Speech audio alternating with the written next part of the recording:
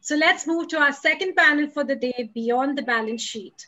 The pandemic has fundamentally shifted how we live and do business and will accelerate the fourth industrial revolution fueled by smart technologies such as artificial intelligence and mobile supercomputing. While India has been gradually unlocked and normalcy is limping back, the economic pain seems to prolong even after opening up. We have some of the key influencers from the world of finance on our panel today. I would like to invite Aditya Kashyap, Associate Dean Academics, to introduce you to our panelists and begin the session. Thank you, Meena. Mr. Nitin Jain heads the Global Asset and Wealth Management Group at Edelweiss, which advises sovereign wealth funds, pension funds, institutional investors, financial sponsors, owner promoters, family offices on investments, as well as financing and funding strategies across domestic and offshore markets, comprising of over 6 billion US dollars of assets under management. He has played an integral role in the Edelweiss transformation from a boutique investment bank into a diversified financial services company and is a member of the core management committee. Mr. Nitin is actively involved with Edelgive Foundation, the strategic philanthropic arm of the Edelweiss Group, and is a part of their investment company. Very warm welcome to you, Mr. Nitin. Thank you so much. Mr. Saurav Mukherjee is the founder and chief investment officer of Marcellus Investments Managers. Marcellus Investment Managers was incorporated in August 2018, and the firm's application to conduct portfolio management services was approved by SEBI in October 2018 and provides portfolio management services. He is the former CEO of Ambit Capital. Saurav was educated at the London School of Economics, where he earned a BSc in Economics with first-class honors and MSc in Economics with distinction in macro and microeconomics. Saurav is a CFA charter holder and a SEBI registered investor advisor. Saurav has written 4 best-selling books: Gurus of Chaos in 2014, The Unusual Billionaires in 2016, Coffee Can Investing, The Low-Risk Route to Stupendous Wealth in 2018, and The Victory Project, 6 Steps to Peak Potential, and he's a fellow of the Royal Society of Arts. A very warm welcome to you, Mr. Saurav. Thank you for inviting me. Now, introducing our moderator for the day, Mr. Anuj Didwania. Anuj is a private investor and entrepreneur based in India. Previously, he was the fund manager of Red Art Capital, a fundamental value-oriented investment management firm based in India. From 2004 to 2005, Anuj was a vice president solely responsible for the India proprietary trading desk at Merrill Lynch in Hong Kong, and also assisted with managing Merrill Lynch $2 billion P-note product. From 2000 to 2004, Anuj was a proprietary trader for HSBC in Mumbai and was also responsible for setting up the equity derivatives desk for the company in India. Since 2009, Anuj has been focused on investing proprietary capital of his family and developing his investment and risk management processes. A very warm welcome to you, Anuj Didwania. Thank you. Thanks. Aditya. With this, I would now like to hand it over to our moderator for the day. Over to you, Anuj. Thank you, Aditya. Pleasure to be here this afternoon. I've had the pleasure of knowing Saurav and Nitin for a long time personally and professionally. So it gives me great joy to open up this panel to a couple of ideas. I think that all the young people on this webinar will actually enjoy hearing. So, I mean, we'll kick off with trying to be a bit broad, and then we'll try to come down, I thought, and bring it more specific for students sort of towards the latter part of the discussion. If I may lead in, maybe Nitin, we can start with you, and obviously sort of can follow up with your views on this. But I thought, you know, let's address the 800-pound gorilla in the room. COVID has been sort of seminal in terms of a global socio-economic political event that took place in 2020.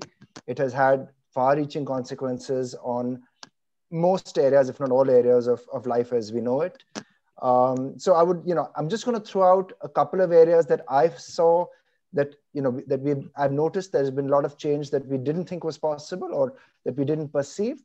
And then I would love for you all to just touch upon the areas, how you have dealt with COVID at an institutional level or a personal level, and then leading into how you see COVID and the last year. So COVID as a subset, but predominantly the changes that have taken place in the last year. And we can talk about the speed of vaccinations, which was historically believed to be a 5 to 10 year process, which we managed to finish in under a year this time.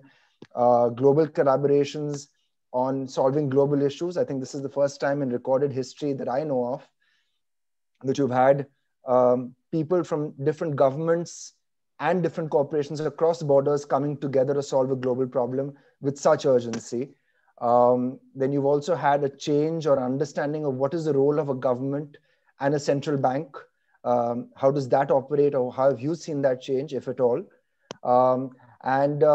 Importantly, what are the roles of citizens? We've seen privacy issues, interpersonal issues that have come up. How has that changed? And the role of government in terms of telling us what we can do. We've seen the US go through a lot of turmoil with that. We've seen India struggle with privacy, but less so. And obviously places like China that have succeeded with having a non-quote unquote democratic way of dealing with this virus. And how does it change the relationship between governments and humans and citizens? And finally, obviously, financial markets, the impact all of this has had on financial markets. So just a broad swath to lay some sort of background. Nitin, if you could kick off, and then Saurabh, you could share your points, would be interesting. Thanks, Anuj, and it's always a pleasure to connect with you and this entire team. Thank you for having me here, and a very good afternoon to the entire audience. As you rightly said, I think COVID, of course, is an event which probably will define this century in a sense, right? It's a huge Six Sigma event, and a lot of things will hopefully change for the positive post the event. But maybe what I can share with people here is my initial experiences with the crisis, because we were managing an organization of around 10,000 people.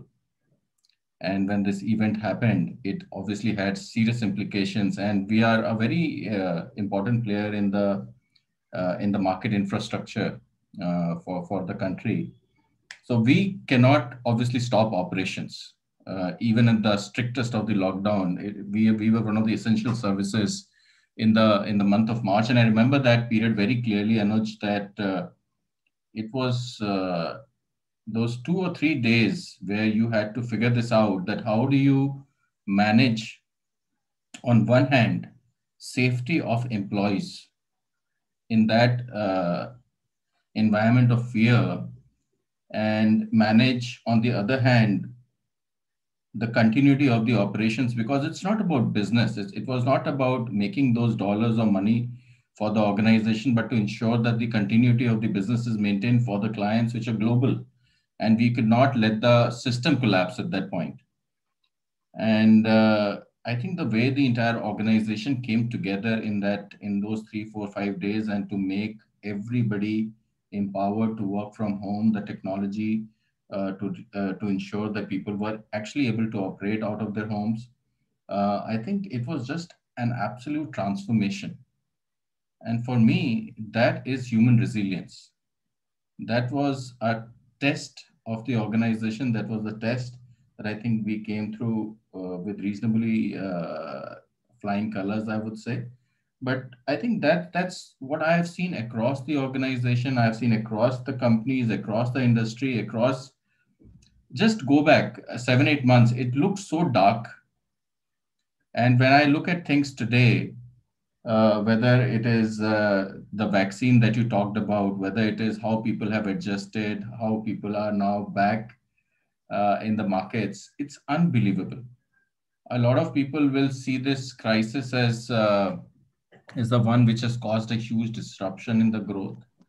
But I also think that 2, 3 years down the line, when we will look back, it might actually be seen as a huge success story in terms of, all the things that you said, that how the global, how all the countries came together to develop a vaccine. In less than a year, my wife is a doctor. And when in the beginning of this crisis, we were talking, and she told me, Nitin, it's just practically impossible for a vaccine to be able to come out in less than 2 years, because trials are just impossible to be done in such a short time frame. And to see such a massive success, and I think we are going to run one of the most uh, audacious, one of the largest vaccination drive now in this country over the next 1.5 months, and the feedback that we are getting from the ground, that we are actually very well prepared for that in India. The kind of infrastructure that has been laid out has been outstanding. So I think there is something to worry about in terms of what has happened in the last 7-8 months. We have lost some near and dear ones, and I think there has been damage to the economy and the livelihoods. But I think just the way people have reacted it's unbelievable. It's surprised me significantly on the upside, and I think that's also sometimes reflected in the market. I'm saying now you look back at the reaction of every stakeholder in the system, right? You asked me, what is the role of the government? How has the government responded? In fact, 6 months back, I was quite worried about how the Indian government is responding to the situation. But now, in hindsight, frankly, I think India has dealt reasonably well with the situation. Particularly, I would say the RBI, the way the RBI came out with the monetary policy, the way RBI took care of all the weak spots, particularly the NBFCs and the SMEs, in terms of ensuring that the liquidity was available to those weak spots. And they never really exhausted their bullets in terms of overspending and putting us into a major mess later in the day. Very judiciously used resources that were available to an emerging market like India. And I think today, when I'm looking at things, I think the next 3, 4, 5 years can be actually phenomenal years in terms of growth. The credit offtake has started to happen. Companies, when I talk to them now, by the way, there are still 20-25% of the companies which are really struggling, especially in some services sectors, especially in the unorganized play. But there are 20-25% of the companies which have been able to transform themselves in terms of, digitally, companies which are market leaders in their sectors. They're actually having the best phase in their journey. And the optimism is mind-boggling. I have never seen this kind of optimism pre-COVID, which is very interesting. Just go back to pre-COVID days, it appeared that India was completely collapsing. The economy had actually started to grow at around 3.5-4%.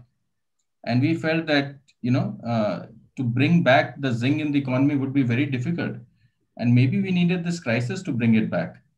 So in a strange way, this crisis might have been that catalyst or the trigger to have jump-started the Indian economy. So I'm pleasantly surprised, to be honest, and I would have never called for these kind of implications post the COVID. But thank you, Nitin. That's interesting sort of resilience and surprise. Clearly, the two themes that have come through from you. Saurabh, would love to hear your thoughts on the last year. No, that was a very interesting perspective from Nitin. Anuj, any chance I can share some material, some visuals? So there's a few pictures I want to show the audience today. And I think the last 9 months was, I think, a great example to all of us, how all of us can be brainwashed globally, right? So from the time the COVID momentum, the negative news flow started in January, February, we kept looking at the data on COVID fatalities, the number of cases. And the good thing about the modern world is all of us, everybody on this call, the data is easily accessible on the net. And we kept saying, hang on, the data does not warrant this sort of panic, right? Both the death rate on COVID of 1 to 2%, the actual deaths which were coming through, the data that was coming through from China, which you could be skeptical about, but also data from the Western world in terms of fatalities from COVID through January, February, March last year. And yet we saw the panic levels were amping up, right? So mid-March, we said that this is going to be a massive buying opportunity because you can see people are being brainwashed and a massive frenzy is being created. So I think I remember that the TV interviews on 13th, 14th, 15th March. We did a client call on 12th March with 1,200 clients. 22nd March, we did another client call saying there's going to be a panic make sure you don't miss out on the panic, because people are going to be not even false data. The data was there. Misinterpretation of data is going to lead to people getting scared. Now, I'll take you through what exactly happened and how the world was panicked, into overreacting to something which shouldn't have led to the sorts of lockdowns and economic damage that was inflicted. But it was done, and as investors, we can't change the course of history. Neither should we try to.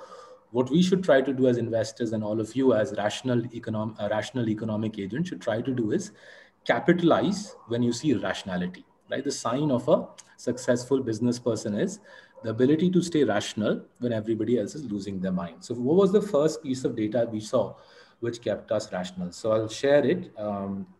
Let me just share it. The first piece of data that we saw back year ago, actually not year ago, 9 months ago, was that COVID's death rate is actually quite low. So already by March last year, we could see that the COVID death rates were quite low. And this data is very easy to get on the net, right? So COVID so far has caused 1.5 lakh deaths in our country, right? We had our initial estimate was it'll cost around 3-4 lakhs. But we said compare COVID to, say, the common diseases in our country. Diarrhea causes 7 lakh deaths a year. Tuberculosis causes around 5 lakh deaths a year. And neonatal disorders, right? You can see the numbers on the screen. So the deaths caused by COVID are actually nothing compared to numerous diseases in our country. Just car accidents lead to 2 to 3 lakh Indians dying. Then we said, well, maybe the thing about COVID is not that it will cause a lot of deaths. That's just that it'll infect a lot of people and create unease, make you feel stressed, even though it's not fatal. Fatality rate already last year, it was known, March, it was known that the fatality rate is around 2%. But maybe the thing is that it'll widely infect people. Even there, the data is available. In India, WHO data shows 20 lakh people get infected by tuberculosis every year. This has been happening for a long time. This is not new. 5 lakh people die of TB every year. 20 lakh people get infected. And similarly, diarrhea kills 7 lakh kids a year. 7 lakh bachas in India die of diarrhea every year. And the number of kids who get diarrhea, who contract diarrhea, runs into many millions in our country. So we said neither on fatalities nor on numbers of people getting infected is the situation so bad. So why are people panicking? And early on, we figured there were 3 very influential studies, all of which have turned out to be wrong. 3 extremely influential studies in March 2020, which made the world panic, right? 3 seminal studies which made governments around the world panic, and every single one of them has turned out to be wrong, right? So the first study was University of Oxford. They said that this is going to be a global pandemic. Many millions will die, right? It's turned out to be wrong. Many millions haven't died. Second study was Imperial College London. They said that it will be twice as bad as the Great Flu of 2018. Sorry, Great Flu of 1918. Now, if you look at the data, the Great Flu of 1918 to 20, the sort of the most likely comparable event to COVID, killed around 300,000 British people. So far, COVID's death toll in the UK is 1/3 of that. So Imperial College was wrong. But the study which put the cat amongst the pigeons in our country was this one, right? And one day we will find the people who wrote this, and one day hopefully, we will be able to ask them, why did you do this? Let me just highlight this study because it's one of those remarkable pieces of work which changed the course of history without perhaps intending to do so. So the study was authored by several people at Johns Hopkins Institute of Medicine, along with a US body called CDDER, right? So I'll open the hyperlink and show you the study. That study, this Johns Hopkins study on 23rd March 2020 said, India will have 12 crore Indians who will get infected by COVID, and well over 1 crore will lose their lives, right? And unsurprisingly, this was the day government announced the lockdown. So this is the study which condemned a whole country to one of the most brutal lockdowns, right? This study, if you go inside it, this was incredibly influential, right? These people's names should be remembered for a long time. They had enormous impact on India. This study and this slide said that 10 million, 10 crore Indians. I'm not sorry, not 10 million. It said 10 crore Indians, almost 8% of our population will be infected by COVID, right? You can see low, medium, high, and the whole world latched onto this. Our media obviously latched onto this. If you write anything which says 12 crore Indians, 10 crore Indians are going to contract a disease, obviously everybody will panic, right? The global media latched onto it. The Indian market got smashed, right? So we went through this very carefully, right? We looked at this very carefully, say, is this even possible that 12 crore Indians, 10 crore Indians will get COVID, right? By mid-April, when we published our piece saying this was nonsense, the Johns Hopkins fellows had disassociated themselves from this study. And that's when we knew that it was time to load up, that all of this stuff that was coming out, University of Oxford, Imperial College, this study is basically bunk, right? There's no way we're going to have 10% of our population infected with COVID, right? But by then, the economic damage had been done. As Nitin said, the country was in lockdown, companies were shut down, workers were migrating back to their villages. The stock market fell 32% Jan, Feb, March. And April, May, we loaded up like we've never loaded up. We called up hundreds and hundreds of investors, said that, look, if you're a rational person, do the math. The math is actually not that hard to do. This is not going to be anything as bad as people are making it out to be. How do we know? And I'll show you what we did. And it's high school maths. This bit of high school maths told us that there's a lot of money to be made. In fact, there's still a lot of money to be made. All we had to do was this. We had to just create a simple table showing that if our country's population is 130 crore, 1300 million, let's assume 10 million people contract COVID. That will still be the most infectious disease our country has seen in the last 20 years. 10 million contract COVID in a year. Ironically, we wrote this piece in mid-April. It's turned out that 10 million people have contracted COVID.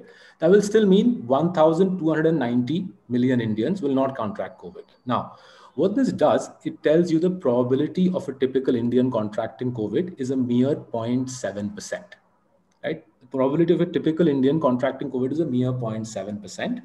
The probability of your and my dying from a car crash in Maharashtra is 13 times higher than that, right? So just to put things in perspective, the probability of contracting COVID and dying is 1/13 the probability of any of us dying of a car crash, right? And with this table, and there's some probability estimates in this note, this was published by us on 15th April. We then went and signed up some 2,000 investors and said, you guys are being needlessly scared into panic by studies which are not based on real data, studies which are making you fearful. Just look at the maths, do the maths, and there is a huge opportunity to make a lot of money, right? So the last 8 or 9 months have obviously, thankfully, perhaps luckily for us, panned out like that. And I completely agree with Nitin. As people realize that this was a complete sham, right? If you look at the number of deaths from COVID, it is 1.5 lakhs, right? This is real data. 1.5 lakhs Indians have died from COVID. 5 lakh Indians lose their lives from TB every year. We lose 7 lakh bachas to diarrhea every year. Have you ever shut down your offices? Have I ever shut down my offices because of tuberculosis or diarrhea? We haven't done it. As we come out of the scare and we realize it was a scare, we will normalize our lives. We will grow our businesses again. We'll grow this country's GDP again. But for all of us, it's a lesson that we can all be fooled by misleading studies circulated brutally and relentlessly through social media. And you can scare the world's biggest governments, right? UK, USA, you can scare the world's biggest governments with misleading studies, right? So that's what I think COVID has been. It's a spectacular case study. For all of you who are in your early 20s, it's coming very early in your career. And it's an example that if you can stay rational when others are losing their minds, there's a lot of money to be made. Superb, Saurabh. Love the non-consensus view as always, which is obviously that one needs to give less credit to academics than real-world practitioners. So, no, just one point on this. One of the things I enjoy most is I stand on my balcony and I watch every evening how many two-wheeler riders drive by with masks on, but without helmets. And every time I see a two-wheeler driver with a mask, but without a helmet, I say the chance of dying from a car crash is 13 times more than a chance of dying from COVID, and yet the mask and not the helmet. To my mind, that exemplifies human irrationality. Absolutely. Absolutely. Couldn't agree more. Okay. So now that we've set the stage, Saurabh, I'd love for you to sort of follow up with sharing what you think. So you've established that you think this is a reasonable non-event in terms of actual life altering effects. Mortality. In terms of actual mortality, yes. Mortality, yes. So what do you feel? Okay, we do know without exception that though the mortality rate is not, let's say, monumental, there's been a huge psychological impact. Yes, I think that is, one cannot deny the fact that the world has changed the way it looks at things. Like 9/11 only resulted in 3,000 people dying, but that you cannot judge the impact of 9/11 based on 3,000 people dying, which is probably as many people die crossing trains in Mumbai in a year, on the railway tracks, right? So I think psychologically, COVID has had an immense impact on the way we perceive a lot of things, so like I said, governments and the like. So I would love to get your thoughts on what do you think, two aspects. What do you think that has changed psychologically in terms of the way we view the world? What is the secular sustained change that will, in terms of how we look at problems, or how we look at governments, how we look at markets, how we look at central banks, how we look at each other? What are the things that have changed permanently, if at all? And what are the things that have been changed temporarily that will revert back? So you've covered it, but if you could just... I think there are three aspects of COVID which I think are extremely positive. By the way, I don't think there's any lasting trauma for any of us. I think Indians are far too practical. A lot of people have already figured out. A lot of people figured out by July, August. Bakwas hai. They started going back to life as normal. And as Nitin is saying, we are seeing rapid normality return. So I've been spending most of December taking my Fridays and weekends to go to small towns in Maharashtra. Life is back to normal in small town Maharashtra. Increasingly, even in the cities, people are saying we're going to get back to business as usual. This is just nonsense. But there are three lasting things that could, I think, help us big time in the next 3 years. First thing, it's clearly discredited China. Rightly or wrongly, it's discredited China.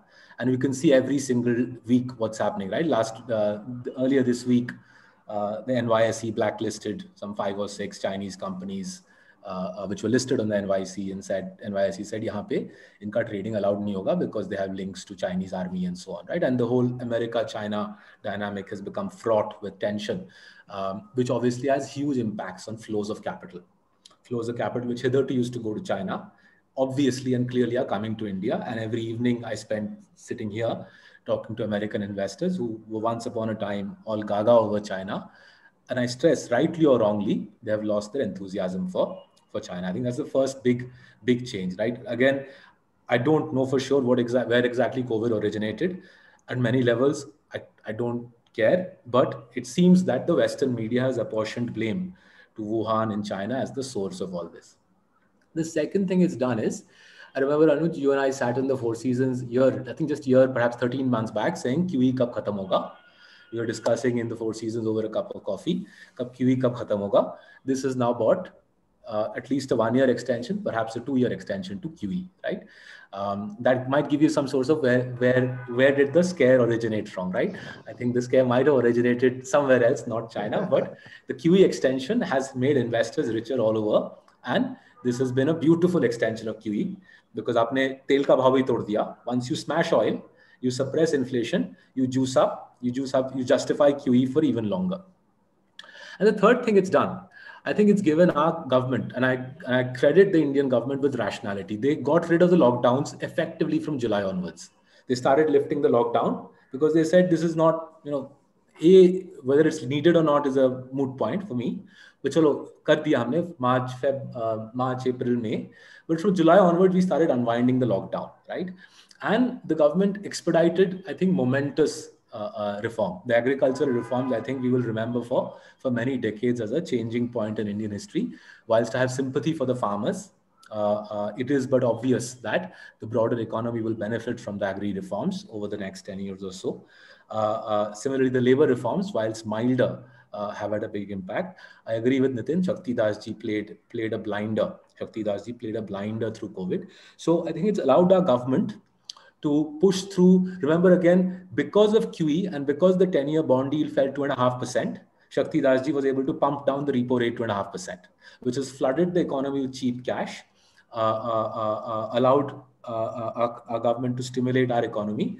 And most beautifully, and Nitin mentioned this, one of the biggest challenges in economics is coordination, right? So if I'm a investor, I want to know, well, will Nitin start the capex cycle? Because I would rather invest when Nitin starts the capex cycle, and I also want to know when will Anuj start the capex cycle. I also want to know when will the education giants like Dr. Indu Shahani, when will she start the capex cycle?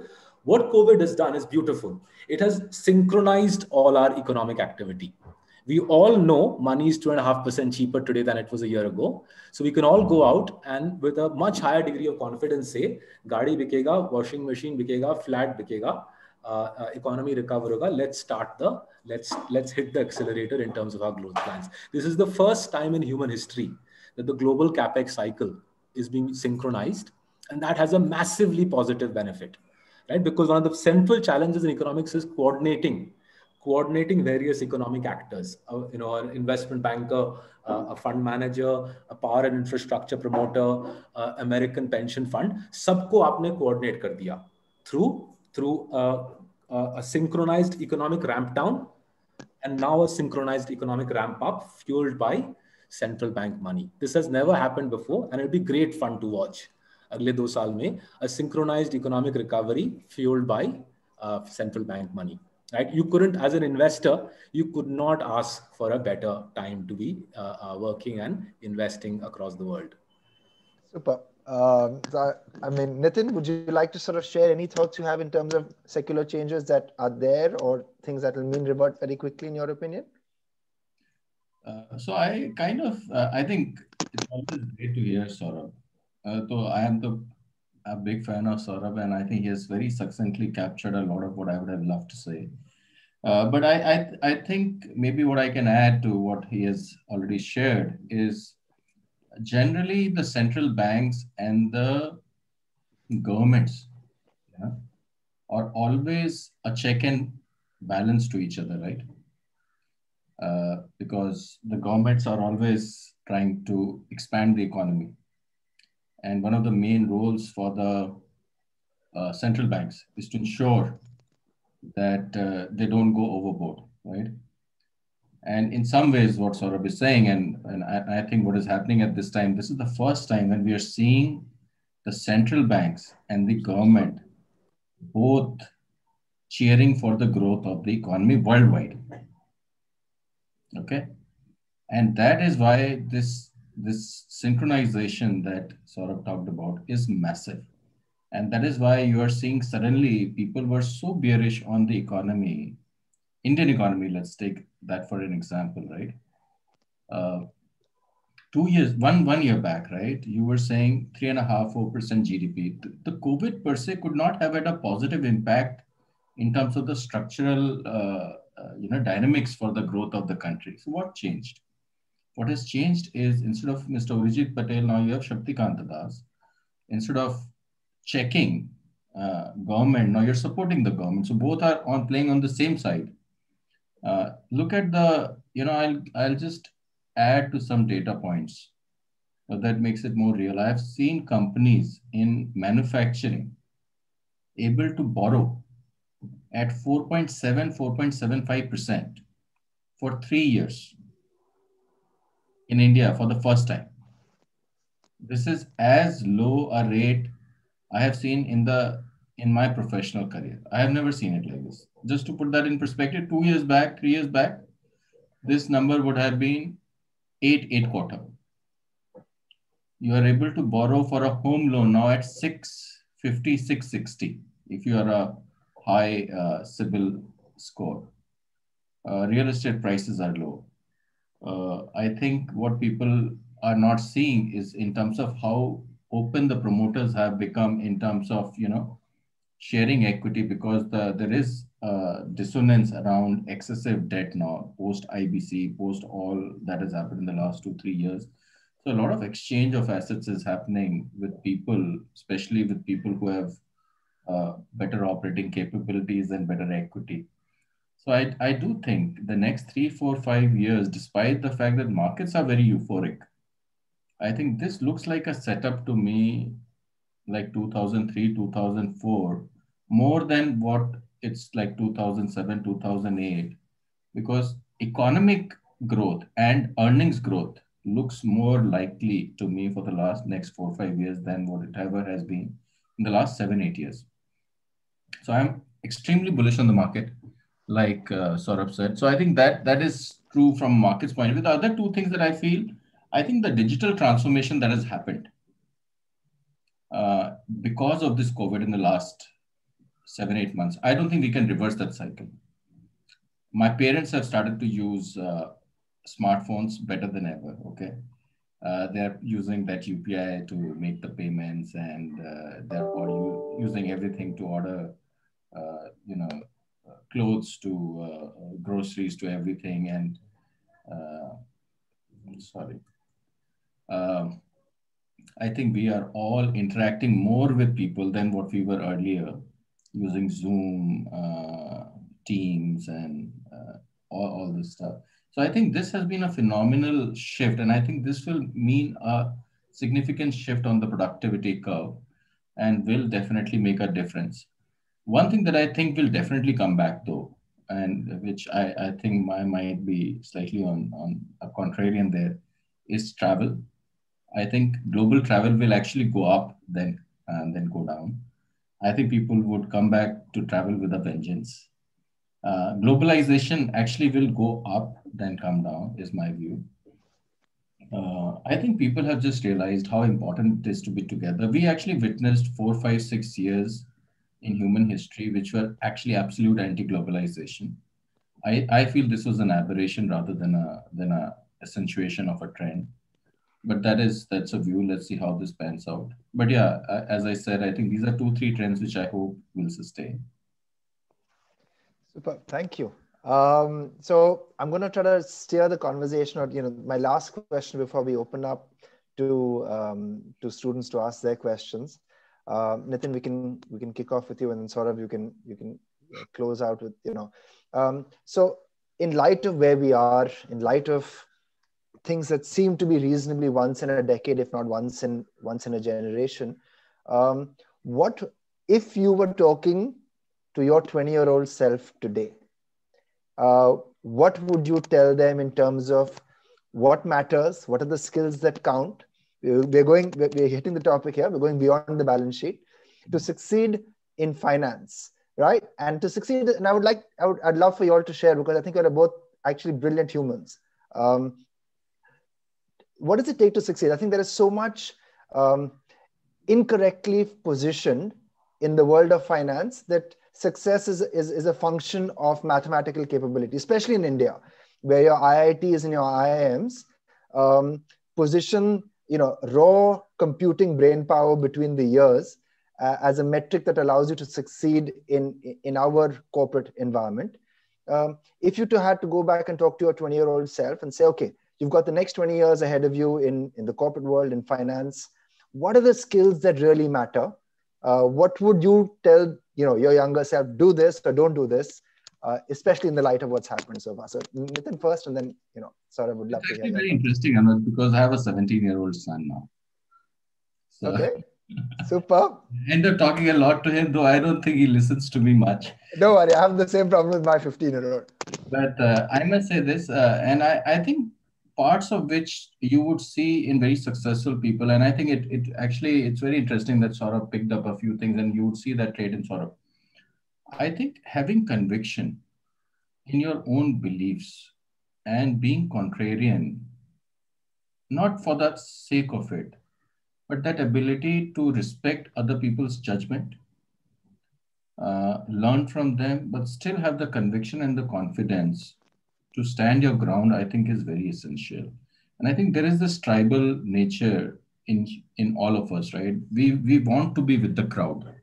Frankly, there is comfort in being with the crowd. And I think especially when we are studying in MBA colleges, and this is not only relevant to finance, it's also relevant to careers. It's also relevant to decisions that we take generally in our lives. So for example, in MBA colleges, when I was studying, a consult job would be a very exciting job without knowing much about it, because there are many people who are shooting for that career, though it might be the worst possible career for a person like me.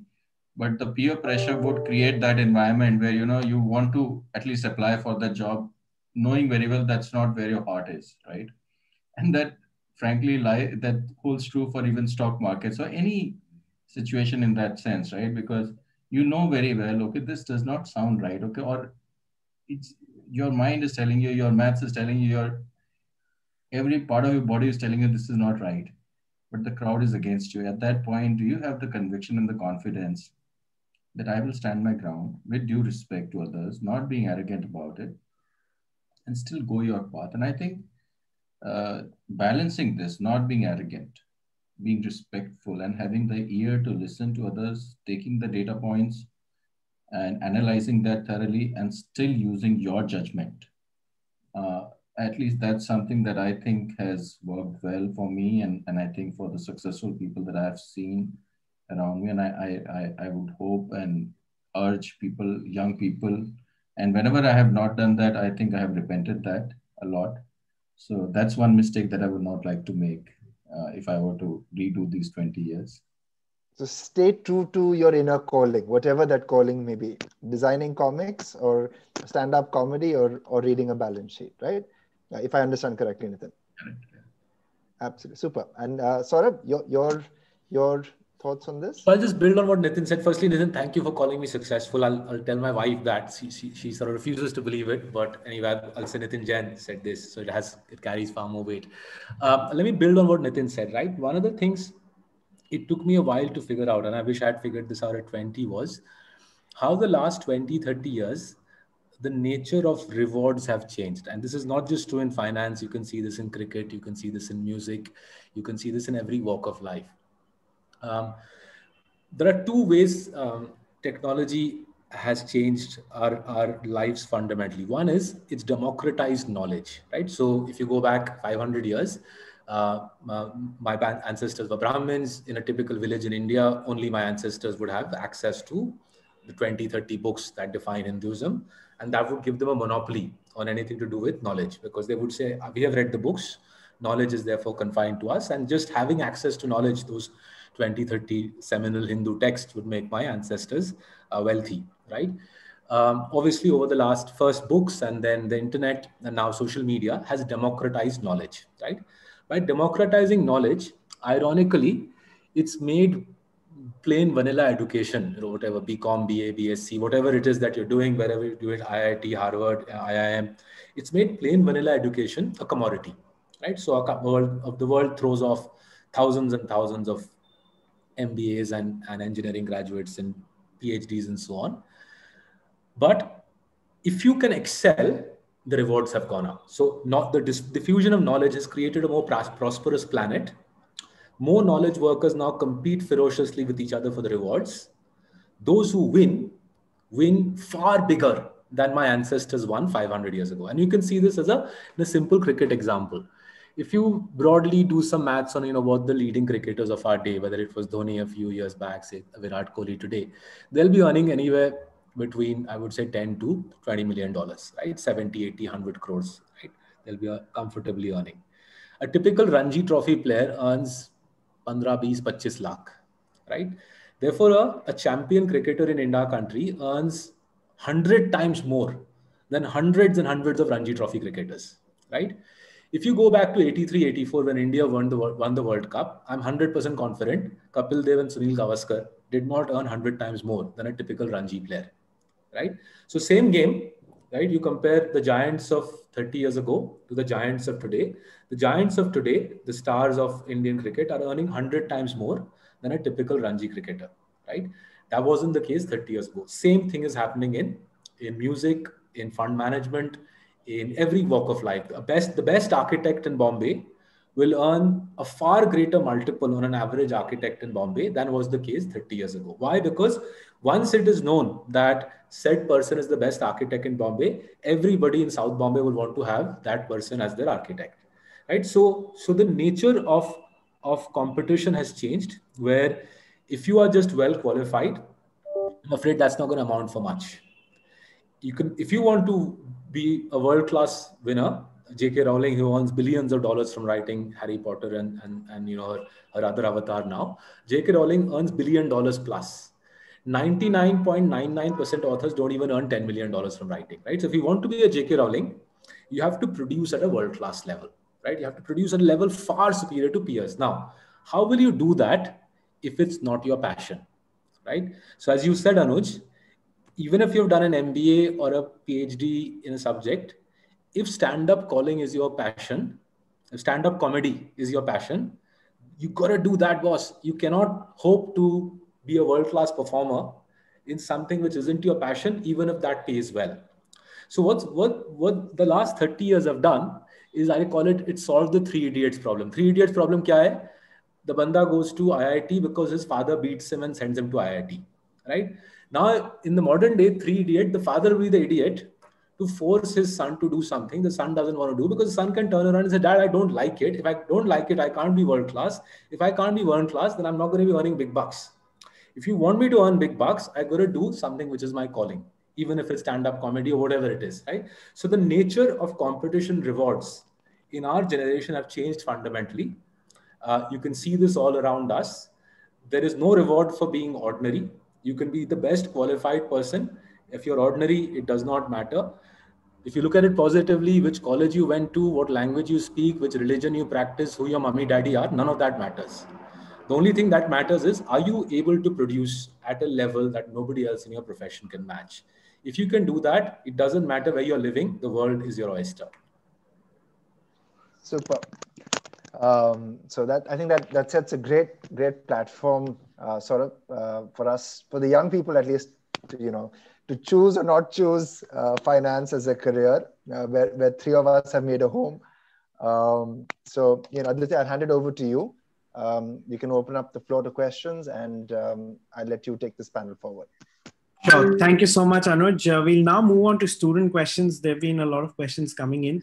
And we would like to start with our first question, that is by Tanisha Parekh. Tanisha is pursuing her postgraduate studies in management, business, and entrepreneurship.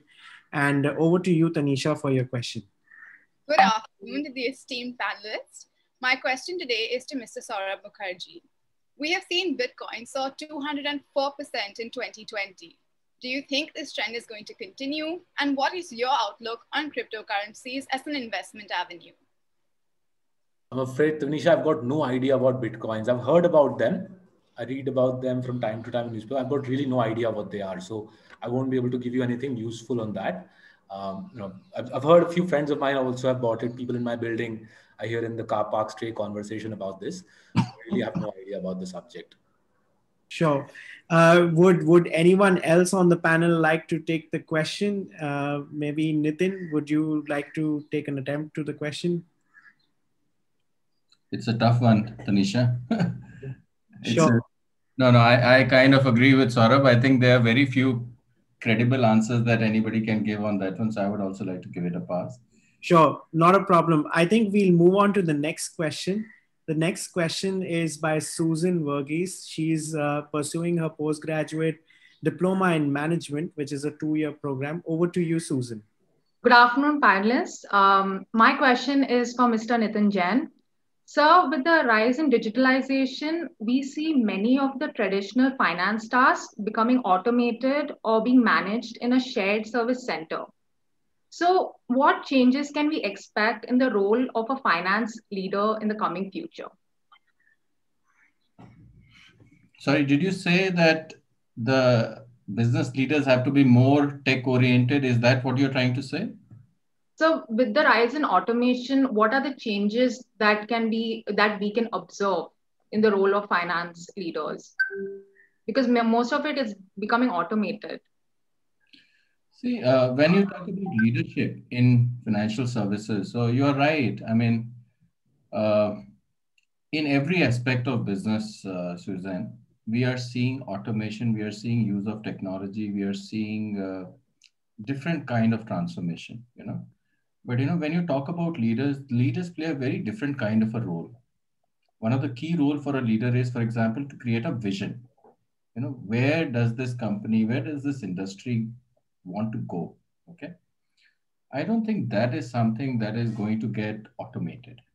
And I'm being very specific. I'm going to talk about leaders right now. Okay, I'm not talking about the business per se. So be very clear. I think there is a huge play for technology. There's a huge play for automation. And I can't imagine a business leader, particularly in finance, who's not very tech savvy, Okay. But the key role for a leader is to visualize, to be able to have a vision for the next 10 years, 15 years, 20 years. Okay. Second, the key role is to be able to build a team, to be able to identify key people who will execute on that vision. And then to create an environment for that team to be able to work at their optimum capacity. So I don't know whether I'm able to answer your question, but always differentiate between the role of a leader and the organization. And I think there are very few people who I think can be genuinely considered as great leaders in this country, frankly. And in financial services, if I were to ever bet on a company, the one thing that I would look at is the leader. And you go back in history, in Indian companies, especially in financial services, you can find a very deep correlation between exceptional leaders and the success of those companies. Very rarely would you find that an average leader has been able to make a financial services company. In fact, I will give you an example. I don't know whether you know Aditya Puri, who's the CEO of HDFC Bank, actually hardly uses his mobile also. He is actually, what I've been told, I've never been to his office. He still uses notepads, like real notepads, etc., not really iPads, etc. yet. Leaves his office by 5:30, is not accessible on email, etc. And he's built one of the finest banks in the country. But what he has built is one of the best banks in the country, right? So yeah, I think that's where the core of the leadership is. And I hope I've guided you towards that answer. Yeah, thank you so much, sir. Thank you, Nitin. Our next question is by Manan Khandelwal. He is also pursuing his postgraduate studies with us. He's in his second year. Over to you, Manan. Thank you, sir. Very good afternoon to all the dignitaries on the panel. Mr. Mukherjee, I would want to know your opinion on the theory of wealth versus status-driven society, and which theory do you think is kind of ideal for the Indian economy? Theory of wealth versus status-driven society. Honestly, I don't know about these theories. I think the theory of wealth sounds good. I mean, if we can get more of it, all power to us. But I think just echoing Nitin's point, I think leaving aside theories and status, I think one of the things we all owe ourselves, especially all of us, your generation at an earlier age, people like me at a later age, we're surrounded by so much information coming in via social media, emails, the internet. I think we all owe ourselves to cut ourselves off from massive flows of information so that we can think for ourselves. I think Nitin gave a great example. Aditya Puri, didn't become the legend that he is by being very active on social media or by reading, more emails than other human beings. Aditya Puri became who he is by cultivating his skill set around capital allocation, choosing the right people for the right jobs, being prudent on risk management. And therefore, for all of us, right, increasingly learning is not about being plugged into digital ecosystems and just being soaking up more and more news. A lot of people somehow believe that the more news I have, the more successful I will be. There's no relationship between that.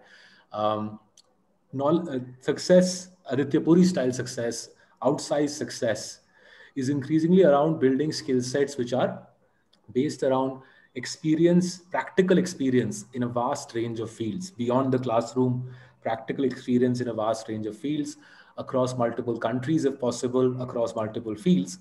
And if you're able to do that, right, build experience in your 20s, right? And I think 20s is arguably one of the most exciting periods of anyone's career. You enter the professional world, you acquire practical experience and make sure that you build diverse skill sets, right? And in all honesty, if you can have music, arts, comedy as part of that, that's all power to you, because the more diversity you build in your skill set in your 20s, the more you'll be able to say, I'll focus on this specific aspect and I will build a career in banking or music or media studies. And then you go and focus on that. So in a way, think of building a T-shaped skill set, where in your 20s, you guys broaden out, do a variety of things, acquire life experiences which make you richer for the next year experience, right? So if I look back at my teens and my 20s, whilst I benefited from my years at the LSE, I benefited even more from working in a betting shop for 4 years. Every weekend I used to work in a betting shop. I worked in a high street bank, HSBC's UK branches, for early part of my 20s. Then I backpacked around Europe for a year on my savings. Those experiences, I think, have ended up being more valuable than my knowledge of whatever economic theories that I might know. So use your 20s to broaden out your life experiences and your skill sets. Then midway or latter part of your 20s, choose a specific area you want to specialize in, and then deepen your skill set in that. So the T of the skill set is deep skill sets in, say, Nitin's case in fund wealth management, and Anuj's case in fund management. Deepen your skill set, but after sampling a wide variety of life experiences. I think one of the worst mistakes people do is say at the age of 21, mere ko to finance karna hai, right? I want to be an investment banker. I want, I hear 16-year-olds tell me I want to pursue a career in fund management. I kind of think, man, what's wrong with you? I mean, there's so many better things to think about: jazz music, cricket, football, science, right? So don't choose too early. Don't make the mistake of choosing too early and saying, I want to become the most precocious financier and fund manager in the history of the planet. All of us will have long careers, right? Many of us will work through our 50s, 60s, 70s, lifespans being what it is. Use your 20s for building a diversity of experiences. Then say, this is the area I'll specialize in, go deep and become a world leader in that area. Absolutely. Thank you so much, sir. Thank you, Saurabh. Up next is Gurpreet Saluja. Gurpreet Saluja is pursuing his postgraduate studies in management, business, and entrepreneurship. Over to you, Gurpreet. A very good afternoon to the distinguished panelists. My question is directed to Mr. Jain. We know that ESG investing has become the norm for investing today. So what are your views on ESG investing, and will it be the future? Also, what are your views on ESG investing and its compliance in India? 100% Gurpreet. I think it is definitely the future. But if you ask me where we are currently in India, I think the awareness is there. But I would say as an emerging market, there are quite a few trade-offs that we have to make as a country, right? And we have to be responsible about it. But the reality is that a lot of developed countries, see, we have to first understand the source of capital. And a lot of sources of capital today that come to India are actually pension funds, sovereign wealth funds. And incidentally, I do happen to be at the center of it because of the fundraisers that I do for the company. And what I have started to see is most of these companies have actually now a blackout rule effectively for any company which is effectively non-compliant on ESG. And I think initially it used to be a directive around 4, 5, 6 years back, but now it has just become an absolute blackout. So they just can't do it. Any kind of a relation with another company which is engaged in that kind of activity which can compromise on ESG has started to become a strict no-no for this kind of a capital coming into India. And this trend is becoming stronger and stronger. So now, for example, I'll share with you a company called Coal India. I don't know whether you've heard the name of the company. Yes, sir, yes. Very interesting company. It's a market leader in its segment. It gives you a dividend yield of 8-9%. Okay. It trades at a market multiple of some 6-7 times. Okay. If you hold the company for 7-8 years, you're practically going to get all your capital back. And a lot of analysts keep on arguing about, why this company does not make sense, including sometimes I have also been on the same side, But the reality is now this company is actually not this stock has been correcting for the last 2-3 years, every year 10, 15, 20%.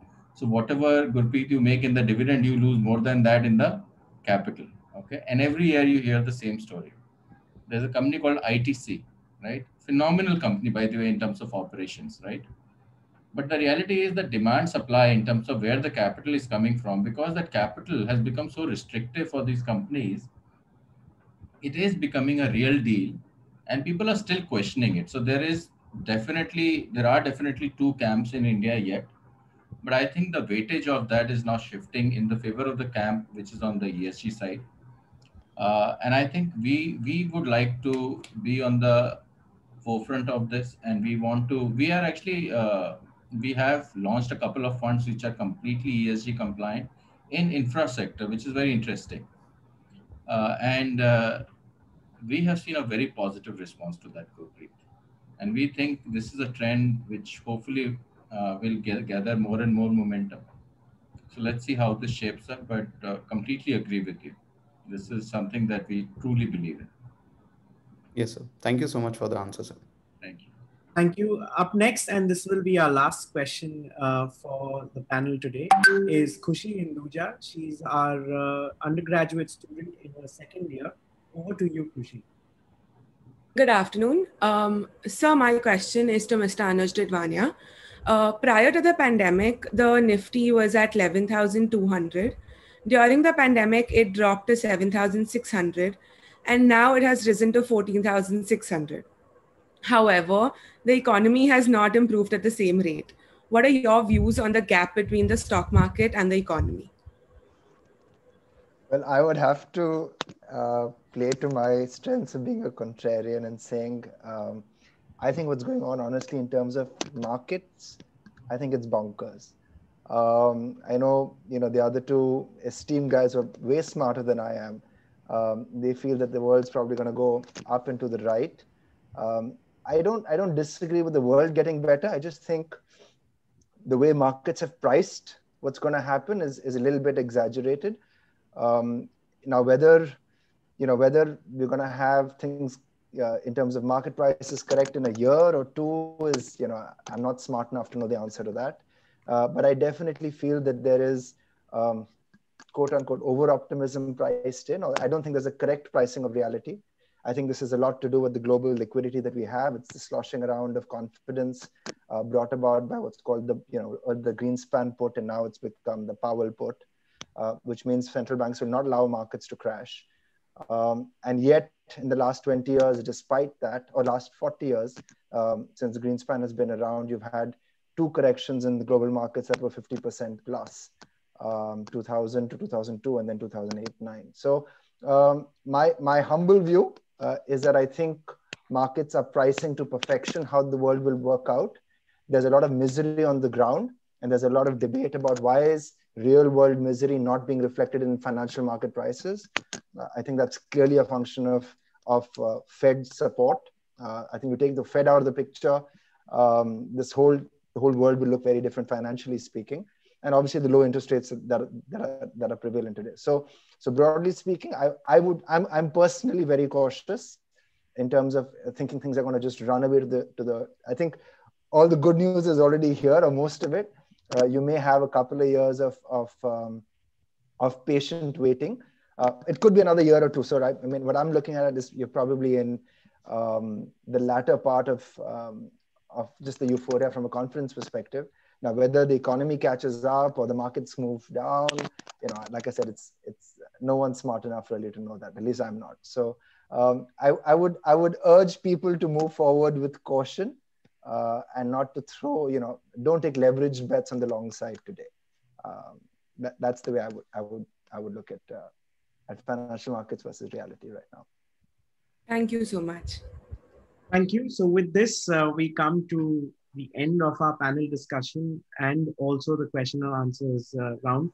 On behalf of ISME and Dr. Indushani, I would like to thank our distinguished panelists who share the wisdom and insights with our participants. To very quickly sum it up, what we've discussed over the last 30 or 40 minutes or so, I think we started off very well with the overview of the pandemic. Nitin was talking about digital transformation and optimism, jumpstart the economy, and resilience, which is which strikes out through our COVID discussions all the way. Saurabh, very interesting insights, data-driven insights, I would say. And, about the misinterpretation of data to the relationship with the governments taking calls, policies being put in place, and a very insightful context to the global data with relation to the fatality rates, which is again very insightful.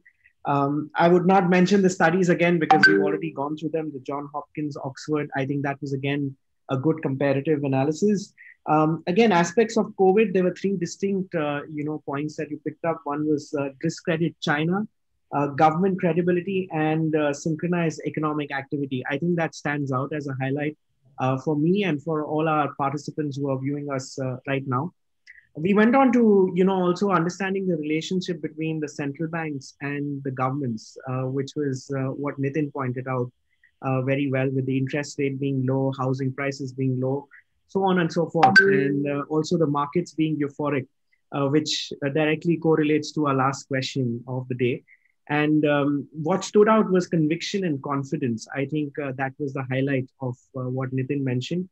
Moving on to, how technology has changed lives, and also nature of, competition has changed over time. That was another highlight which we spoke about. One key point that I think Saurabh had mentioned was producing at world-class level, which was again with various examples, to really stand out maybe post-COVID and ongoing. And also the last 30 years, his anecdote about the Three Idiots, which I think was a good closing note to Saurabh's points as well. And I think we also had diverse questions on AI, Bitcoin, future of finance, ESG, etc. And I think that was a good sum up to our finance panel. I hope this was insightful, and a very big thank you to have enlightened us and shared your wisdom with our students. Thank you very much to our distinguished panelists and our moderator, Anuj, to have come here and shared your wisdom with us.